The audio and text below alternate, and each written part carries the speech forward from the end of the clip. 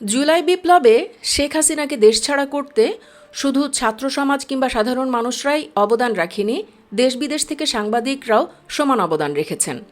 বলা হয় সাংবাদিকরা রাষ্ট্র ও সমাজের বিবেক হিসেবে কাজ করে, কিন্তু স্বৈরাচারী হাসিনার সময়ে সমাজের বিবেকরা ছিল নিস্তব্ধ, হরণ করা হয়েছে গণমাধ্যমের স্বাধীনতা।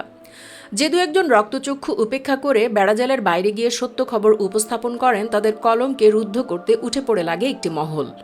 এজন্য বাংলাদেশের অনেক সৎ এবং সাহসী সাংবাদিকরাই আজ দেশের বাইরে। আমাদের আজকের ভিডিওতে আলোচনা করব বাংলাদেশের সেরা 5 জন সাংবাদিককে নিয়ে। চলুন তাহলে দেখে নেই কারা এই সাহসী সাংবাদিক। নাম্বার 1, সাংবাদিক ইলিয়াস। দীর্ঘদিন ধরে বাংলাদেশের সামাজিক যোগাযোগ মাধ্যমে আলোচিত এক ব্যক্তিত্ব ইলিয়াস হোসেন।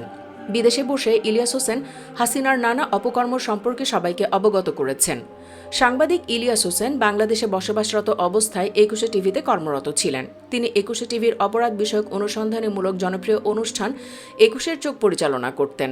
তবে বর্তমানে তিনি দেশ ছেড়ে যুক্তরাষ্ট্রে অবস্থান করছেন। কখনো কখনো তাকে ইউরোপেও দেখা যায়। বাংলাদেশে তার বিরুদ্ধে গ্রেফতারি পরোয়ানা রেখে গেছে আওয়ামী লীগ সরকার। এমনকি তার সমস্ত সম্পদ ক্রোক করারও নির্দেশ দিয়েছিল হাইকোর্ট। সাংবাদিক ইলিয়াস বিদেশে থাকলেও এদেশের মানুষের নিয়মিত চর্চার এক নাম তিনি।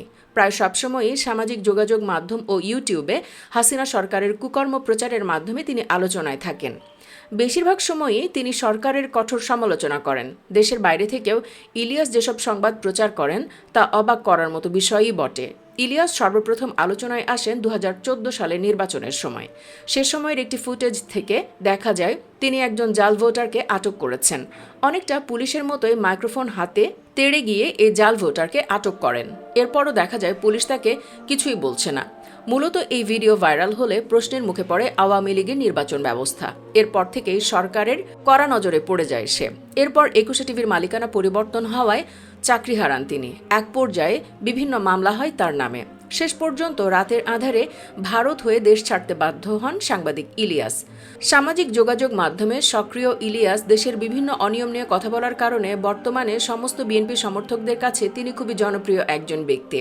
তার চ্যানেলে আপলোড করা প্রতিটি ভিডিওই কয়েক মিলিয়ন পর্যন্ত ভিউ হয়।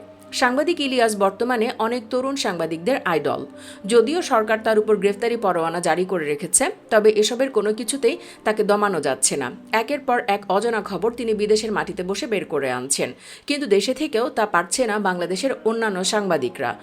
নাম্বার 2, জুলকারনাইন শায়ের খান। হাসিনার গদি তছনছ করে দেয়া আরেকজন সাংবাদিক হচ্ছেন জুলকারনাইন শায়ের খান সামি। জুলকারনাইন শায়ের খান ওরফে সামি বর্তমানে আল জাজিরার অনুসন্ধানী সাংবাদিক ও মানবাধিকার কর্মী হিসেবে কাজ করছেন। তিনি আল জাজিরা ইনভেস্টিগেটস কর্তৃক প্রচারিত অনুসন্ধানী প্রামাণ্যচিত্র ওরা প্রধানমন্ত্রীর লোক নিয়ে কাজ করে আলোচনায় আসেন, যেখানে তিনি গোপন রেকর্ডিংয়ের মাধ্যমে বুদাপেস্টে হাসিনার লোক হারিস আহমেদের ব্যবসায়িক কার্যকলাপ নিয়ে অনুসন্ধান চালান, যেখানে উঠে আসে হাসিনার অনেক অপকর্মের কথা। এজন্য অবশ্য তাকে অনেক হেনস্থার শিকার হতে হয়েছে। তাকে দেশবিরোধী অপপ্রচার চালানোর অভিযোগে অভিযুক্ত করে আওয়ামী সরকার এবং 2020 সালে বাংলাদেশের সমালোচিত ডিজিটাল নিরাপত্তা আইনের আওতায় আসামি করে রমনা থানায় মামলা করেছিল সরকার। বাংলাদেশ পরিস্থিতি নিয়ে আল জাজিরায় সংবাদ প্রকাশের পর তার বিরুদ্ধে প্রথমে গ্রেফতারি পরোয়ানা জারি, পরবর্তীতে তার সম্পত্তি ক্রোকের নির্দেশ দেন। সর্বশেষ 2021 সালে তাকে ডিজিটাল নিরাপত্তা আইনের এই মামলা থেকে অব্যাহতি দেওয়া হয়। ওরা প্রধানমন্ত্রীর লোক অনুসন্ধানী সাংবাদিকতার জন্য অ্যামনেস্টি মিডিয়া পুরস্কারের একটি বিভাগে তিনি ও তার তদন্ত টিম অনুসন্ধানী সাংবাদিকতার জন্য 2022 সালে বেস্ট হিউম্যান রাইটস জার্নালিজম বিভাগে অ্যামনেস্টি মিডিয়া পুরস্কার অর্জন করেন। জুলাই বিপ্লবের সময় তার ভূমিকা নিয়ে বিশিষ্ট সাংবাদিক জিল্লুর রহমান তার তৃতীয় মাত্রা অনুষ্ঠানে ভূয়সী প্রশংসা করে তৎকালীন সময়ের সবচেয়ে রিসোর্সফুল সাংবাদিক হিসেবে আখ্যা দেন। 2024-এ বাংলাদেশে ঘটে যাওয়া ছাত্র জনতার গণ অভ্যুত্থানের সময় সামাজিক যোগাযোগ মাধ্যমে নিরাপত্তা বাহিনীর সংক্রান্ত গোপনীয় তথ্য ও নথি প্রকাশ করেন। এছাড়াও তিনি 2009 সালের 25 ও 26 ফেব্রুয়ারি ঢাকার পিলখানায় তৎকালীন বিডিআর বিদ্রোহ নিয়ে একাধিক গোপন তথ্য প্রকাশ করেন। 2024 সালের 24 অগস্ট তিনি এক নাগরিক সংলাপে আড়িপাতাকে আইনি কাঠামো ও জবাবদিহির আওতায় আনার পরামর্শ দেন। 12 জুলাই 2024 সালে বিএসইসির তৎকালীন চেয়ারম্যান শিবলি রুবাইয়াত উল ইসলামের $13 মিলিয়ন জালিয়াতির সঙ্গে যুক্ত অ্যাকাউন্ট থেকে অর্থ প্রাপ্তির অনুসন্ধানী প্রতিবেদন প্রকাশ করেন। নাম্বার 3, পিনাকি ভট্টাচার্য। হাসিনাকে দেশছাড়া করায় দারুণ অবদান রেখেছেন আরেক সাহসী সাংবাদিক পিনাকি ভট্টাচার্য। তিনি অবশ্য পেশাগতভাবে সাংবাদিক নন, তারপরেও তার কর্মকাণ্ড বিবেচনা করলে তাকে সাংবাদিকই বলা চলে। পিনাকি ভট্টাচার্য পেশায় চিকিৎসক হলেও বর্তমানে তিনি কাজ করছেন মানবাধিকার কর্মী হিসেবে। আওয়ামী সরকারের চক্ষুশূল হওয়ায় বর্তমানে তিনি দেশ ছেড়ে অবস্থান করছেন ফ্রান্সে। তার জন্ম হিন্দু ধর্মের ব্রাহ্মণ পরিবারে হলেও মুসলিম ধর্মের প্রতি তার অগাধ ভালোবাসা। তাকে দেখে বোঝার উপায় নেই যে তিনি আসলে হিন্দু নাকি মুসলিম। স্বৈরাচারী আওয়ামী সরকারের পতনের পেছনে পিনাকির তীক্ষ্ণ ও ক্ষুরধার বক্তব্য দারুণ অবদান রেখেছে, আর এ কারণে সাধারণ জনগণের মধ্যে তিনি তুমুল জনপ্রিয়। তার লাখ লাখ অনুরাগী রয়েছেন। মুক্তিকামী মানুষের পক্ষে দৃঢ় অবস্থান নিয়ে একের পর এক ভিডিও বক্তব্য হাজির করেছেন জনগণের সামনে। হাসিনা সরকারের নানা অপকর্মের তীব্র সমালোচনা করেছেন। পিনাকি ভট্টাচার্য আওয়ামী সরকারের নানা কার্যক্রমের বিরুদ্ধে জোরালো সমালোচনা করেছেন, যা তার ভিন্ন মতাবলম্বী পরিচিতির কারণ হয়ে দাঁড়িয়েছে। তার এই সাহসিকতার কারণে তিনি অনেক সাধারণ মানুষের কাছে জনপ্রিয় হয়েছেন, যদিও এর ফলে তাকে নানা আইনি ও প্রশাসনিক চ্যালেঞ্জের সম্মুখীন হতে হয়েছে। উল্লেখ্য, নিরাপদ সড়কের দাবিতে শিক্ষার্থীদের আন্দোলন চলমান থাকা অবস্থায় শিক্ষার্থীদের ন্যায্য আন্দোলন সমর্থন করায় আন্তর্জাতিকভাবে প্রশংসিত ফটোগ্রাফার শহীদুল আলমকে গ্রেফতার করে পুলিশ। ঠিক সেই সময়ে সামরিক গোয়েন্দা কর্মকর্তারা পিনাকিকে ঢাকায় তাদের সদর দপ্তরে ডেকে পাঠায়। কেন তাকে ডেকে পাঠানো হয়েছিল সেই বিষয়ে বিস্তারিত তারা কিছু বলেননি।